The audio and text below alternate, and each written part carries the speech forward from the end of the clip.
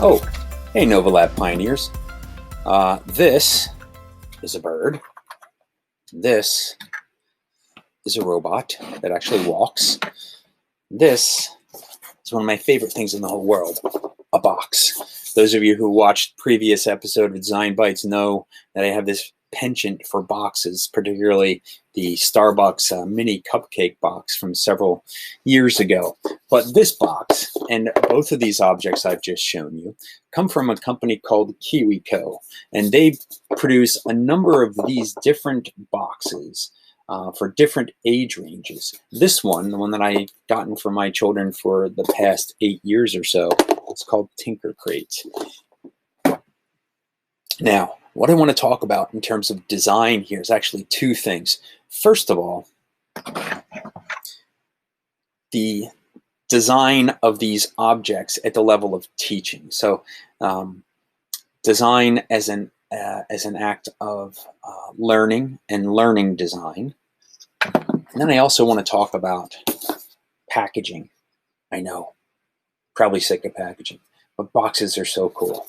So, first of all, when we think about something like a bird, right, then one of the things that we want to think about is what can we learn from these things, right? So design is all about knowing how to approach the world, to look at the world in certain ways, and to understand why things are the way they are, and then to use that knowledge to try and make things better, right? So when we think about something like this bird, which works through gear reductions in a cam system to make its wings flap, and then sort of these tension systems inside here, these linkages inside here, which mimic the tendons and muscles in a bird's wings.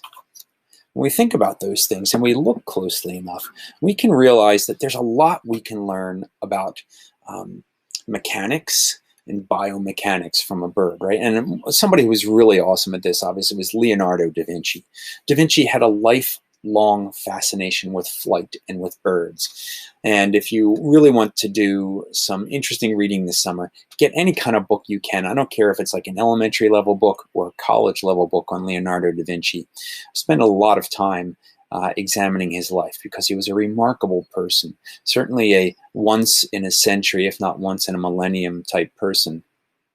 And I'm not saying that we have to mimic him, but the way he looked at the world, absolutely one of the first instances of somebody who looked at the world and wanted to know why things are the way they are and created a system for recording it and exploring it.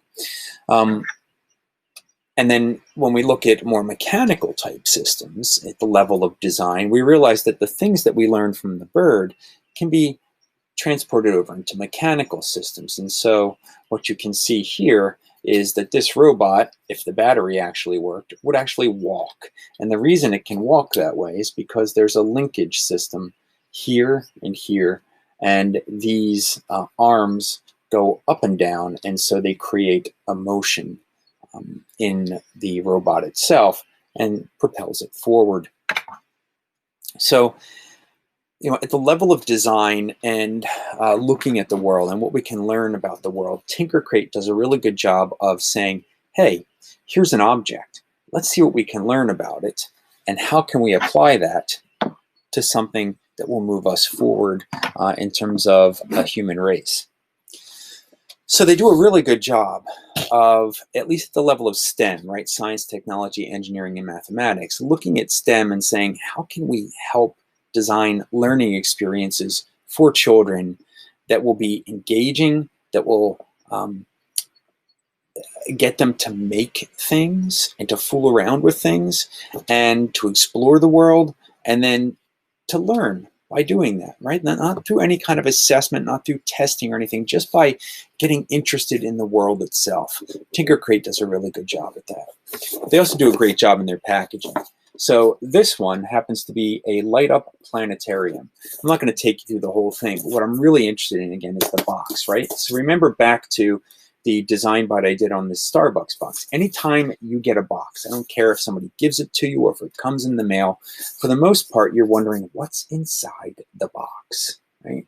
Even Pandora wanted to know what was inside the box. So there's a sense that there's joy associated with receiving a box, that there's wonder and surprise. And so imagine a child gets this. At the level of design, this is experience design, right? We know that when we know that people react to certain experiences. And again, it's the box experience. But more than that, Tinker Crate has gone beyond that. Now they've standardized and they've created a design that is standard on every single Tinker Crate. It looks like a wooden box of sorts. And when you open it up, you realize it's a very sturdy box. And then inside, they've packed a number of things. This is not an unboxing video, but it is a video about learning design. So first, they have sort of like what you might call a textbook. This is the Tinkerzine, and every month it focuses on a different aspect of science, right? This time it happens to be astronomy. So there's a lot of stuff on astronomy in here. The next thing that you'll find are the blueprints for that month's project. Again, this is a planetarium, and building instructions are inside. My children are, well, now, but when they got this first, they were about 6, 9, and 12, and they had no problem putting these things together. It took a little while, but that's good, right? It's good to work at those kind of things. And then everything else that comes inside is laser cut and die molded. So everything is measured beforehand, just like a model plane or a model car that you might get. But they all come in packages. The great thing about it, though, is that the box never changes. No matter what the project is, it fits inside this box. And these boxes are amazing because they're very sturdy. And I have like 25 of these boxes in my basement. Most of them are empty now because all the projects have been built, but we use them for storage of other things. So there's a sense that you can repurpose. Again, it's a very sturdy box, much more sturdy than your shoe boxes that come to you.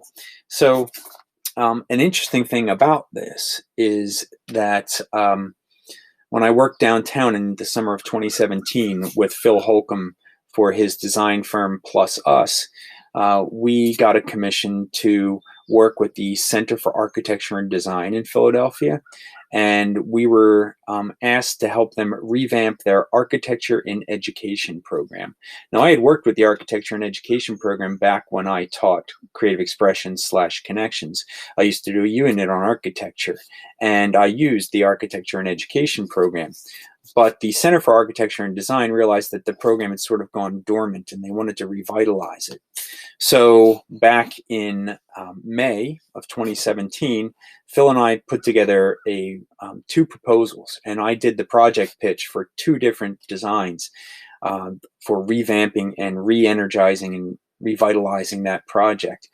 One of the designs was a role-playing game that involved architects and being an architect, and this would go into like elementary to middle school level children. And the other design that we pitched was 4 architecture lessons over the course of a month, and they all came in one box, just like this. I actually said to Phil, I'm going to bring in the Tinker Crate box, and let's use something like that to package this. And if you go on the Philadelphia Center for Architecture and Design website and you type in architecture and education, you'll see a picture of the prototype for the revamping that we did of their project. So again, when we think about design and we think about why design is so important, no matter what we're doing, we're always asking the question, why are things the way they are? How can we make them better? Why and how do birds fly the way they do? How can we learn about this to make our own world even better? So that's today's Design Bite. I hope you have a great week.